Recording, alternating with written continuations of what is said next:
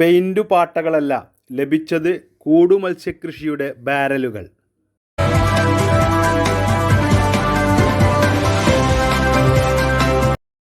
Azhikode light house കടപ്പുറത്ത് ഇന്ന് രാവിലെ പെയിൻറ്റുപാട്ടകൾ അടിഞ്ഞുവെന്ന വാർത്ത സത്യമല്ലെന്ന് ഫിഷറീസ് പോലീസ് പറഞ്ഞു. ലഭ്യമായത് കൂടുമത്സ്യക്കൃഷിക്ക് കായലുകളിൽ ഉപയോഗിക്കുന്ന ബാരലുകളാണെന്നും ഫിഷറീസ് പോലീസ് ഉദ്യോഗസ്ഥർ അറിയിച്ചു. ഇന്നലെ ലൈറ്റ് ഹൗസ് കടപ്പുറത്ത് ചായപ്പൊടി ചാക്കുകളും പാൽപ്പൊടി ബാരലും അടിഞ്ഞിരുന്നു. ഇത് നാട്ടുകാർ വലിച്ചുകയറ്റി അഴീക്കോട് കോസ്റ്റൽ പോലീസിന് കൈമാറിയിരുന്നു. ഇന്ന് രാവിലെ പെയിൻറ്റുപാട്ടകൾ കണ്ടെത്തിയെന്ന് വിവരം ലഭിച്ചതിനെ തുടർന്ന് അഴീക്കോട് ഫിഷറീസ് പോലീസ് ഉദ്യോഗസ്ഥർ പരിശോധന നടത്തിയിരുന്നു. ഉൾനാടൻ മത്സ്യബന്ധന രീതിയായ കൂടുമത്സ്യകൃഷികളിൽ ഉപയോഗിക്കുന്ന ബാരലുകളിലൊന്നാണ് കരയിലടിഞ്ഞതെന്ന് ഉദ്യോഗസ്ഥർ പറഞ്ഞു.